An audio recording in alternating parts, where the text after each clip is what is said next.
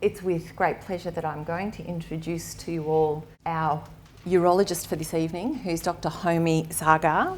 He's a urological surgeon, of course, with fellowship training in uro-oncology and advanced laparoscopic and robotic surgery. Originally from Iran, Homi is New Zealand-trained urologist practicing in Melbourne since July 2015. Homi is a strong advocate of patient-centred care and places emphasis on forming quality therapeutic relationships with patients. Homi provides comprehensive care for all urological cancers. He also treats general urological conditions including kidney stones, benign prostatic enlargement, investigation of elevated PSA and blood in the urine. Homi is a consultant urologist at the Royal Melbourne Hospital and is a senior clinical lecturer at the Department of Surgery at the University of Melbourne. He also has a private hospital appointment at Epworth, Richmond. Thank you. All right, so we heard who I am. So we heard about MR, so I won't talk about another case. But I just, what Anita said, I completely agree, but the DRE certainly has a role, even in asymptomatic patient. Saying that, some of you have heard me say this before, if you don't put your finger in it, you're going to put your foot in it sometimes. And that's very true for prostate cancer. So this is a very good example. This patient is a farmer from Aubrey, no family history of prostate cancer up to that point. Since then, I've treated 3 of his family members with prostate cancer. But this is how it all started. 51, never had a DRE, PSA never been abnormal, and had a DRE test. His GP felt it, he called me. He said, there is a lump. Should I send him down? We have an MRI machine here. Should he use it? He did use the MRI, whether right or wrong. He came down, had a biopsy. He had significant cancer. He's had surgery. It's 4 months ago now. He had a decent cancer, involved intermediate risk. He would have had metastatic disease probably sometime between 5 to 7 years with a PSA of 0.9. So that DRE actually changed the course of the disease. We might see 10 of these a year. So it's not very common. But for that patient, he would have been missed. So if it's possible to do the DRE, I think you should do it. You probably have to do a lot to pick up the subtle abnormalities.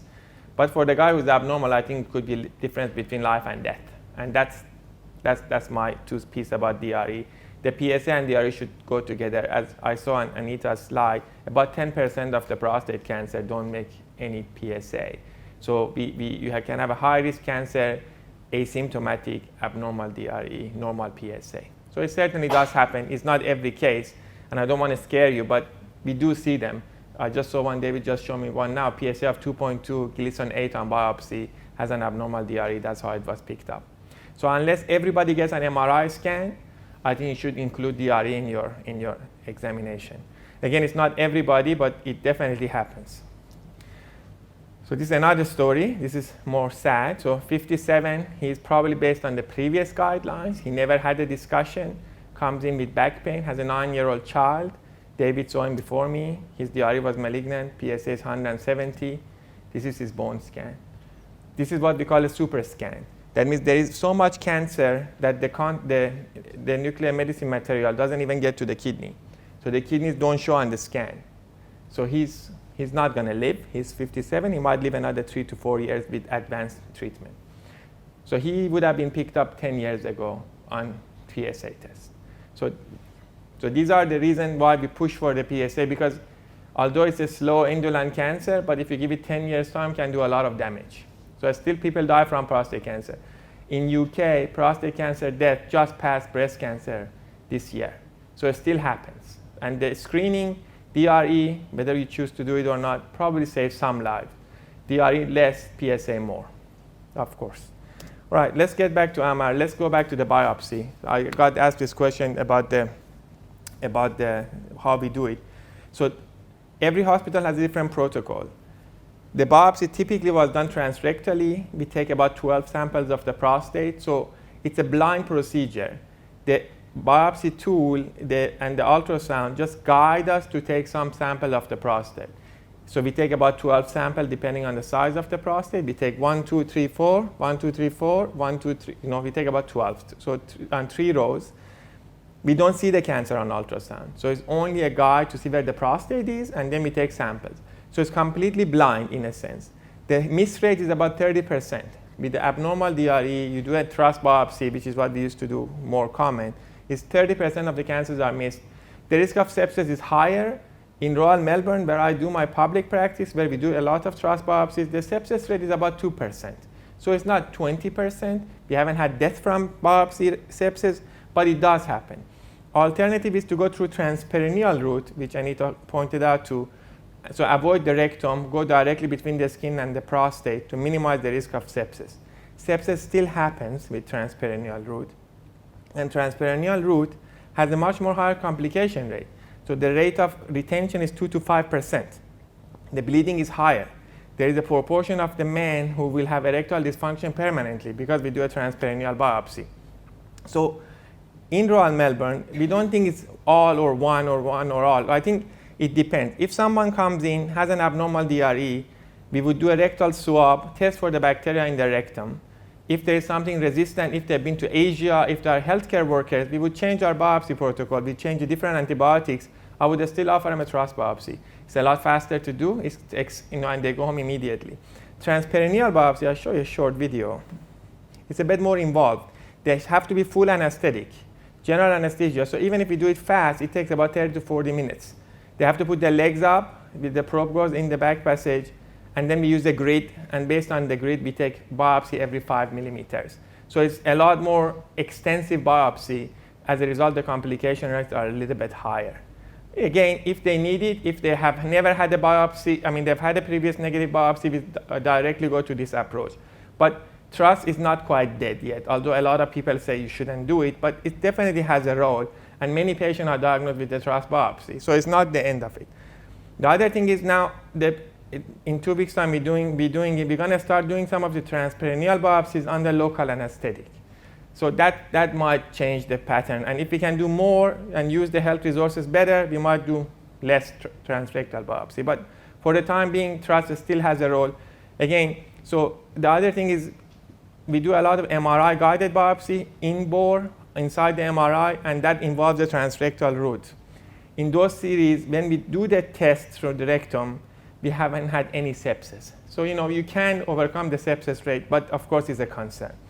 Anyway, so that's the standard. Now, if let's just say our patient comes to see us and he hasn't had an MRI scan, I counsel them about the MRI. I told you the ultrasound guided biopsy, it remains a blind procedure. So we will not see the cancer during the ultrasound. So if it's a big prostate, if there's an anterior tumor, there's a very good chance we might miss a cancer. So typically when I see the patient, I want to try to do everything in one go. So instead of doing a biopsy, being negative, then do the MRI, then do the transperineal biopsy, what we do is generally try to do the MRI first. MRI is $400. So, and as Anita said, depends on who does it. Sometimes I read it and it's like somebody who never done it. So you get a very fluffy report. They don't commit on anything. There's a special grading system on the quality of the lesions. They tell us what kind of lesion it is, what's the probability of the cancer, and we can guide our biopsy technique based on that MRI reading. So as a urologist, it's important for me to know who is reporting the MRI.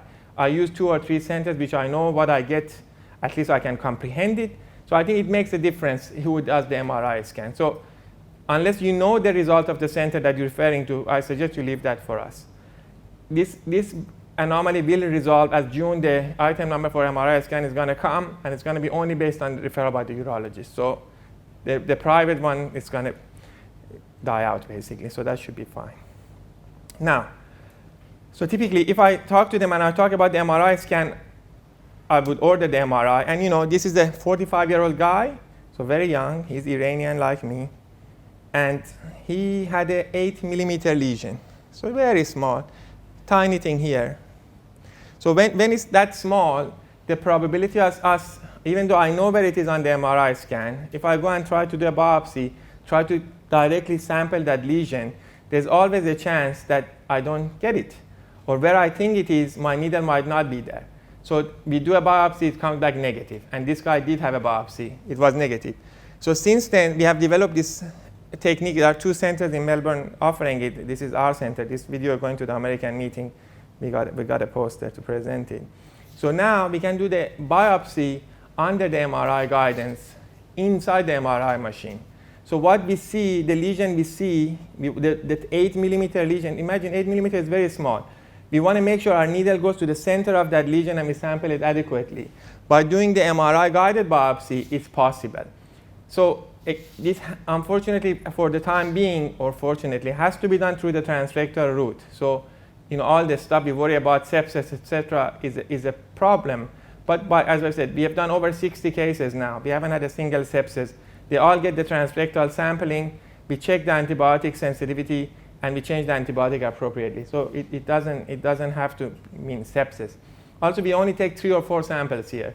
So the risk of complication is significantly lower because it's not full sampling. If we find significant cancer, he gets offered treatment, and he doesn't need any more biopsy. If we don't see anything, of course, the rest of the gland still needs to be sampled. And MRI will miss 15% of significant cancers. So if you have a high PSA, your MRI is negative, it's not the end of the day. So you still have to do a full biopsy. By doing this, we kind of try to make it more streamlined. Do a targeted biopsy. If it's positive, offer treatment. If it's negative, you go and do the full biopsy. This is Paul, who does some of our biopsies. So he's just going to show us the machine. So the patient is sedated. They have to lie prone inside the machine, so it's a bit compromised. But it works quite well. It takes about 40 minutes. There is a little bit of logistics to get it right. Now, this patient won't remember this. They would have heavy dose of midazolam and fentanyl, so they don't remember much of this. But it takes a short time. The probe goes in. We decide that we're going to sample. We line it up. We take multiple MRI machines. Then we fire it, and then we confirm it. So this guy, again, he's from Tasmania. He came and saw me. I don't know why he came and saw me. His PSA is only 1.9. His GP done a DRE. I did a DRE. I thought, okay, a little bit abnormal. Let's do an MRI scan. The MRI showed something completely different, not where I could feel it. And we sampled it, and he had a very bad cancer in a tiny bit of, so, there are cases, like he's lucky, I would say. It's just by chance we found it. And it's a very bad cancer. Again, I'm not saying do the MRI on everybody, but these are out there. A lot of men, asymptomatic, normal PSA with bad cancer. Let's just say we find them. What do we do? So we're only going to talk about localized prostate cancer. So this is the cancer that's within the prostate. We have done conventional imaging, and we haven't identified metastatic disease. While we're talking about the imaging, it's another thing important to point out. Again, it's not necessarily all GPs would be doing that, but if somebody has a prostate cancer, there's a very good chance it hasn't gone anywhere else. If their PSA is low, if their disease is not high risk, they don't require any more testing. I see a lot of patients come in, they get a bone scan, CT scan for like a low risk disease or even intermediate risk disease. Those imaging are done for no good reason. So there's no need to do them. So again, I suggest you leave that to the oncologist and the urologist to decide what sort of imaging we need to order. So the man has localized disease. So how do we decide? We have few options.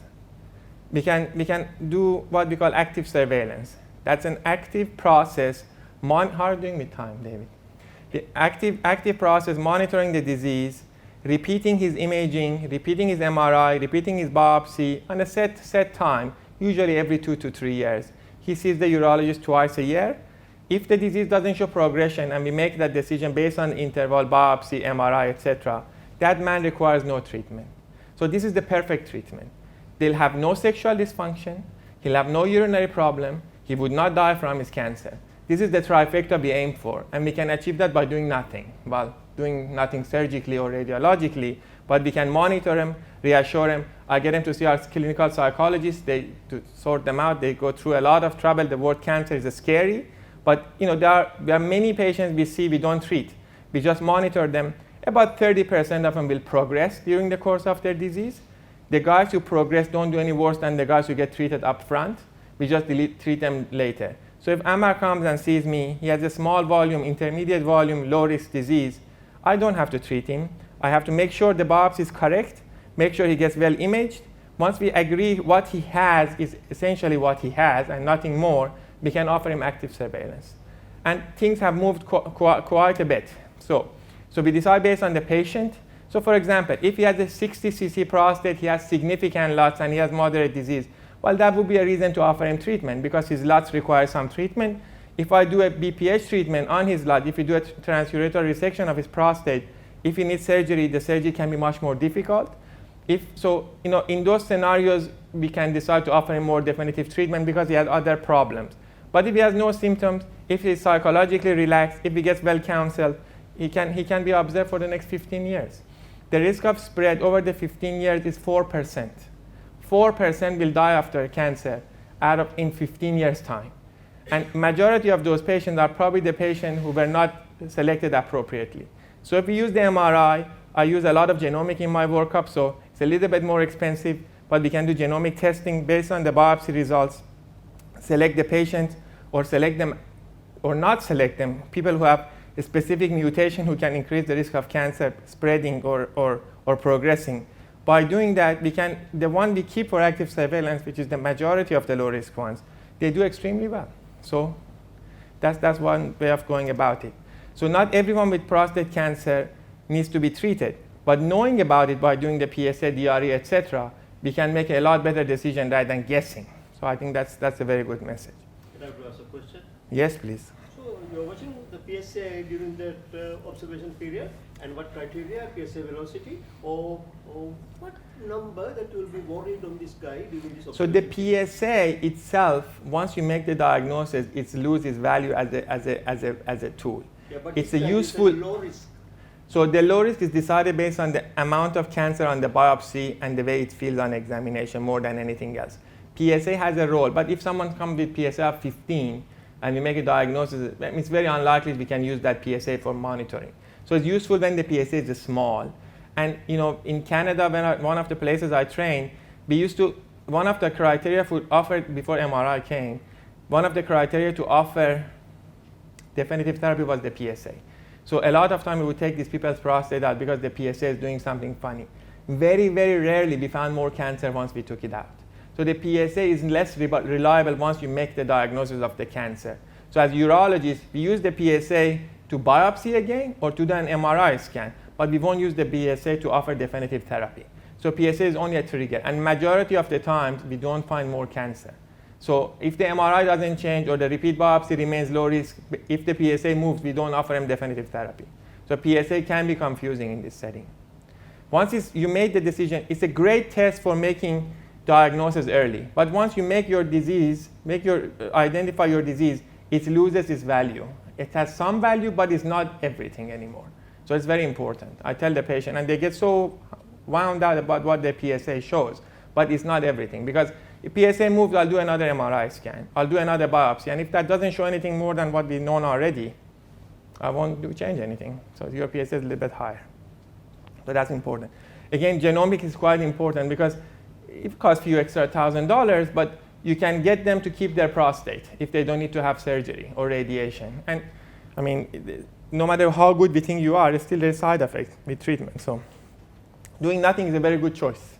Or observing them, reassuring them, monitoring them so they can keep their prostate. That's the easiest way of not having complications. But it's not for everybody too. It has to be well selected. So we have to be able to tell what's serious cancer and what's not. We have to tell the difference between the tiger and the pussycat. And using genomic MRI, etc., will help us to make that distinction. Some will progress, some get diagnosed wrongly. So we do a small sampling, we find a low-risk cancer, subsequent MRI, subsequent biopsy, we find more significant cancer. So that patient is not a candidate for surveillance, so they would require definitive therapy. I'm a surgeon, so I would think surgery is the way to go. Radiation has a role, but I have my own biases toward radiation. So I'm not going to say I'm absolutely being honest here. What I'm saying when I'm saying I'm honest in my opinion. The truth might be a little bit away from that. Because there's no head-to-head trials. We see a lot of the complication of the radiation, right? So the good ones we never see. So what we see is the bad one. So it's not really fair comparison. I think the patient should make a decision. The patient should see both radiation oncologist and the surgeon. I think they should be guided what treatment is best for them, but at the end, they should be their own decision. And I believe in that. So let's just say they're going to have operation. Radical prostatectomy. We call it radical in a slang, if you like. So how do we make a decision? So the decision is based on the patient and the cancer. What about the patient? So age plays a role, but is not the role. We talked about physiological age. I've done operation on 76-year-olds who are doing very well, and I would not operate on certain 60-year-olds because I don't think they're a good candidate. So age is not everything. Of course, has a bearing, but is not everything. Comorbidities. So a lot of patients should never get to this point. If someone has a lot of comorbidities, etc., should have never had a biopsy, or before that even have a PSA. But we do see them, and we still have to rethink our options. If somebody is very fat, so I have a guy which I see every Wednesday morning when I go to do my operating. He's sitting there. His wife is works in the hospital. So he sees me. He's 2 years now. I diagnosed his cancer. He has a very big belly. And I said, probably you shouldn't have surgery. He's had radiation. He's doing absolutely fine. He wants to take me fishing. He's very happy with me. He has no side effects. So far, he's doing well. He's older. He's obese. He's diabetic. Surgery would have been a disaster. It would have been an absolute disaster. He would have never talked to me again. He still talks to me. He's one of my best patients, and I haven't even operated on him. So there is a role. You have to pick your battle. Big patient surgery, it can be more challenging. We do use the robot. That does make it easily, but again, you have to pick your patients. So that's important. Urinary symptom. If someone has a big prostate, if someone has a lot of lower urinary tract symptoms, they are not a good candidate for radiation. That patient doesn't do very badly with radiation. They might require a TURP before the radiation. That does increase the rate of incontinence. So again, we pick them. And the radiation oncologist is also very careful on what they select. Very big prostate does poorly with radiation. So we will probably push those patients towards surgery. Sexual function. So, with surgery, we can save the nerve that go to the penis, but it's not 100%. If someone comes in, has very good erectile function, has a moderate risk disease, so it's not high risk disease. When we talk about high risk disease, that means there is increased chance there is extra prostatic extension of the cancer. The nerves are like little hairs. They sit on the prostate. When it goes a bit out, we cannot go and separate the prostate from those nerves because then we'll be cutting through the cancer. So those cases, we cannot do a nerve spare. So then it really leaves us probably 30 to 40% of our patients who are not so low risk that don't require surgery, and they're not so high risk that require wide excision, that we can do a nerve sparing. In that scenario, if I do a good job, if there's a good erection to start with, the probability of keeping that erection is probably around 60%. It's not 100, it's not 10, it's about 60% in well-selected patients. I would say about 30% have some erectile function, but would require assistance, and some will lose it completely. So that's the thing about surgery. With radiation, if they don't require hormone treatment, and majority do, they would not lose that erectile function early on, but as the time goes by, they lose it. So if someone wants it now, but doesn't care about it in 4 years' time, then radiation might be a reasonable choice. So again, it's a play for balance, side effects, what the patient wants, what the surgeon says, what the radiation oncology offers. And of course, preference. Some people just don't want surgery, and vice versa. Some people would never even see the radiation oncologist because radiation is radiation. You can't have radiation. So look, if it's right for you, you should choose it. But so some people have very set beliefs, or some people would never think about having an operation. Also means who they know. They usually have a friend who had radiation or surgery, done really bad or very well. So based on that, they usually influence. So we will try to put them toward put it out to them, help them make a decision, but I never try to make a decision for them. Because if they make the decision themselves, if some things go wrong or doesn't go as per plan, they're a lot more comfortable than if the urologist told them what to do. And they often come to my office and go, what should I do? What do you think I should do? I said, look, I'm never telling you what to do. You choose what you want to do, and I nod and tell you yes or no, but it's your decision. They go back. I have a patient gone back and see Jane. He's a perfect candidate for surgery, but I never push it. I said, you decide.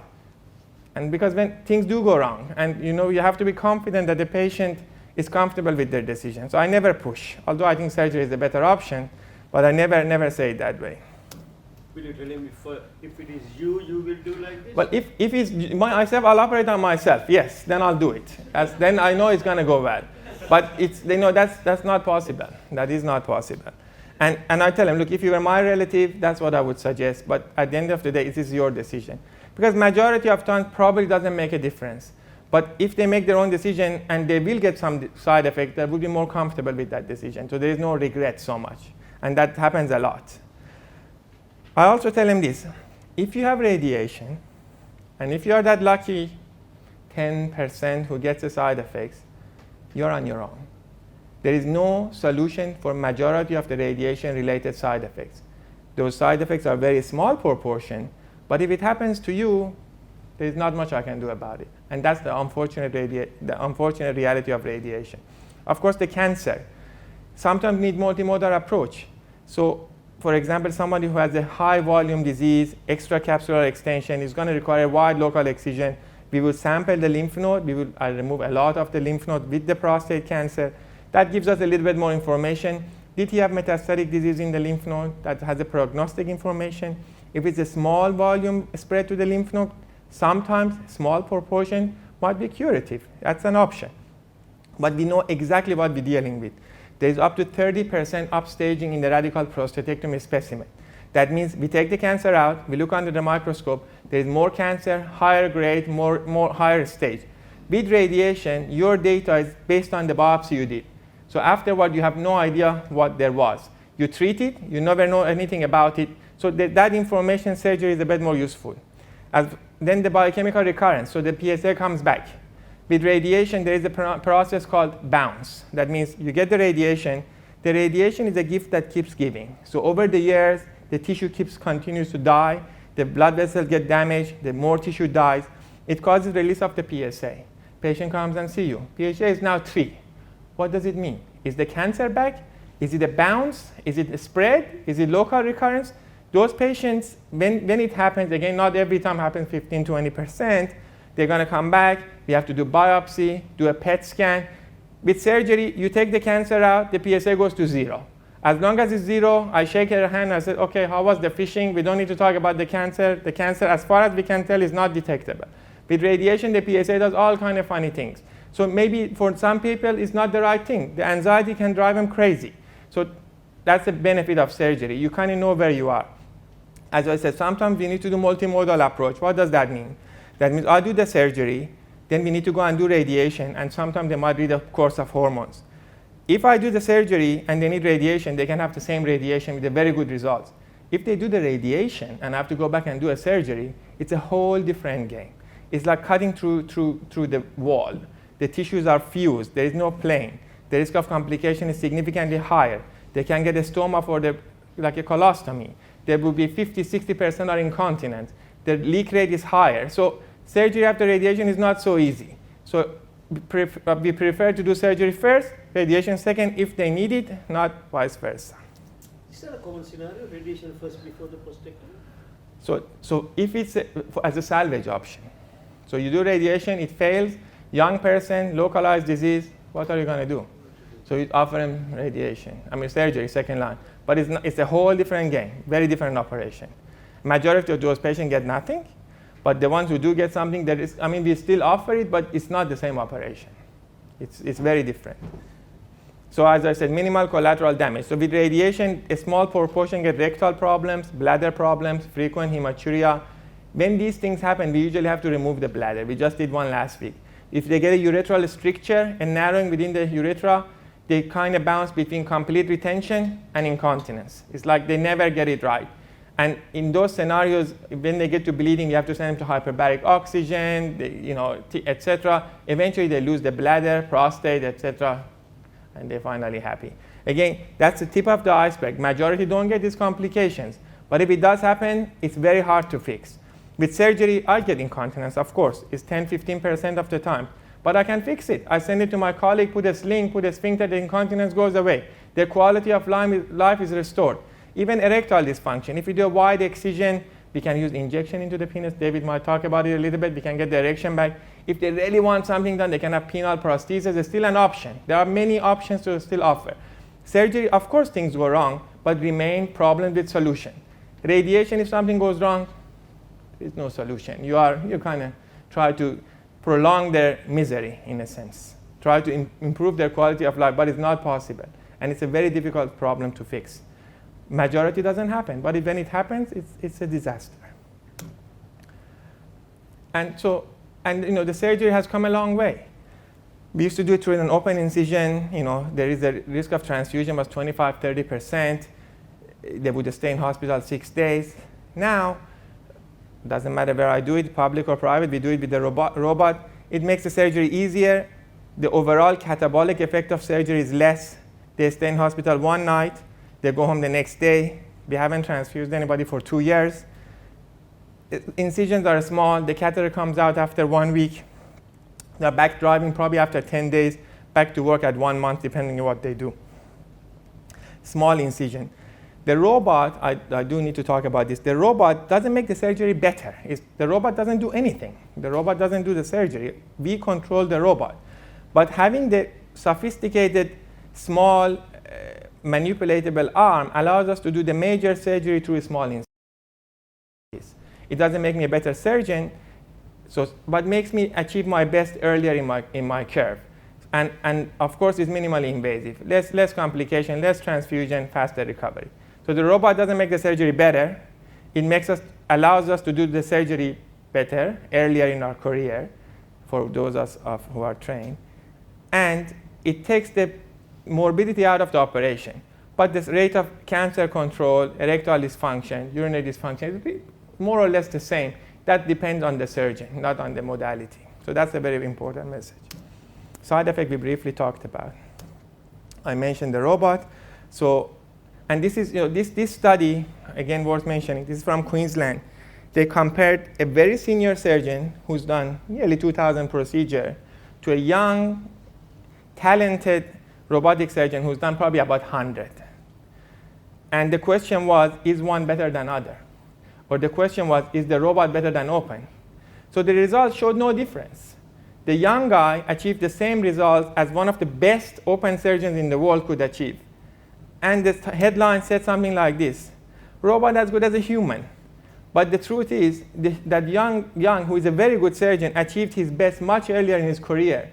In fact, on top of that, the rate of complications were lower, transfusion rate was lower, and the hospital stay was shorter. So yes, robot does help. Of course it helps, but it doesn't make us a better surgeon, but makes us at our best probably earlier. So that's another thing I need to get out there. And Royal Melbourne Hospital, I offer robotic surgery to your public patient, same way as private patients. So there's no discrimination, which I think is also a good thing. What about radiation? So let's just say patient decides to have radiation.